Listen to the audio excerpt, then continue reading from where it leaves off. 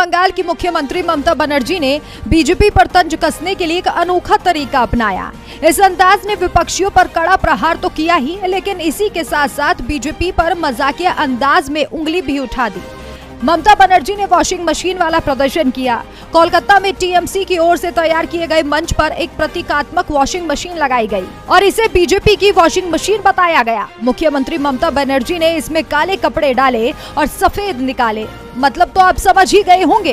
दरअसल सीएम ममता बनर्जी और उनकी पार्टी की ओर से ये तंज कसा गया है कि बीजेपी शासन में केंद्रीय एजेंसियों के जरिए विपक्ष को परेशान किया जा रहा है, लेकिन जैसे ही कोई विपक्षी नेता बीजेपी में शामिल होता है तो वो निर्दोष हो जाता है। टीएमसी की ओर से इस प्रदर्शन का वीडियो भी ट्वीट किया गया। इस ट्वीट में बताया गया कि यही है बीजेपी की वॉशिंग मशीन का जादू। वहीं प्रदर्शन के दौरान टीएमसी कार्यकर्ताओं की ओर से वॉशिंग मशीन भाजपा के नारे लगाए गए। इस दौरान ममता बनर्जी ने कहा कि बीजेपी वॉशिंग मशीन बन गई है। चोरों और लुटेरों की लिस्ट निकालो, वो सभी बीजेपी में बैठे हैं। मुझे संविधान के बारे में उनके प्रवचन सुनने हैं। मुझे धरना देने का पूरा अधिकार है। जरूरत पड़ी तो मैं प्रधानमंत्री आवास पर भी धरने पर बैठ सकती हूँ। ममता की दहाड़ से ये तो साफ है कि वो जनता के हित के लिए प्रधानमंत्री आवास के सामने तक धरना दे सकती हैं। लोकसभा चुनाव 2024 से पहले पश्चिम बंगाल में स्थानीय निकाय चुनाव होने हैं, लेकिन उससे पहले केंद्र से मिलने वाले फंड को लेकर राजनीति गरमाई हुई है। मुख्यमंत्री ममता बनर्जी ने केंद्र सरकार पर राज्य में केंद्रीय योजनाओं के लिए फंड नहीं देने का आरोप लगाया है, जिसे लेकर ममता बनर्जी बीजेपी पर अटैक करती नजर आ रही हैं। कर्नाटक विधानसभा चुनाव की तारीखों का ऐलान हो गया है। कर्नाटक में 10 मई को वोटिंग होगी। तारीख आते ही राज्य की सभी पार्टियां तैयारियों में जुट गई हैं। तारीखों के ऐलान से पहले कयास लगाए जा रहे थे कि जेडीएस और कांग्रेस गठबंधन कर सकती है। दोनों के बीच बातचीत हो सकती है।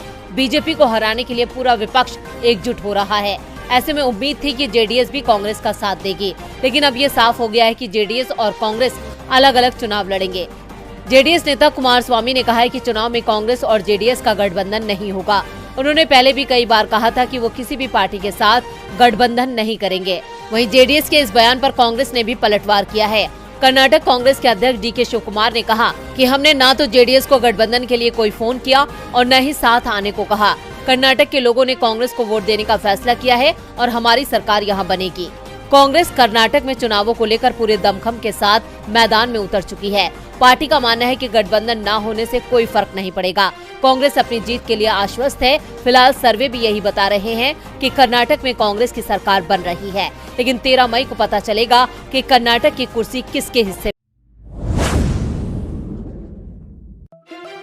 गुजरात के वडोदरा में रामनवमी पर बवाल होने की खबर सामने आ रही है। यहाँ कुछ असामाजिक तत्वों ने शोभा यात्रा पर पथराव किया, जिसके बाद से पूरे इलाके में तनाव का माहौल है। घटना की गंभीरता को देखते हुए पूरे इलाके में भारी पुलिस बल तैनात कर दिया गया है।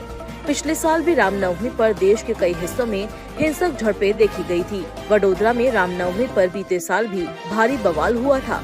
इस बार भी कुछ शरारती तत्वों ने माहौल खराब करने का काम किया है। सिटी पुलिस स्टेशन में रामनवमी की शोभा यात्रा के दरमियान एक मस्जिद के आगे थोड़ा घर्षण जैसा हुआ था। उसमें कोई इश्यू बना नहीं है। अभी पूरे विस्तार में शांति है। शोभा यात्रा अच्छे से अपने एरिया में आगे निकल गई है। लोग जो इकट्ठा हुए थे उनको पुलिस ने समझा के अपने अपने घरों में भेज दिया है और कोई भी किसी को कुछ इंजरी हुई ऐसा कुछ भी नहीं हुआ है। विस्तार में पूरी शांति। अभी पुलिस का पूरा बंदोबस्त रखा गया है यहाँ पर और वो अभी चल रहा है।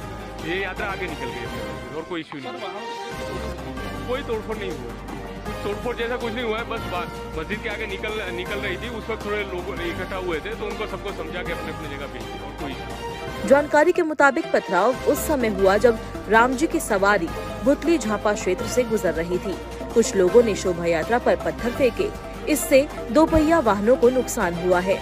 वहीं पथराव के बाद पुलिस ने मौके पर पहुंचकर पूरे इलाके की घेराबंदी कर दी।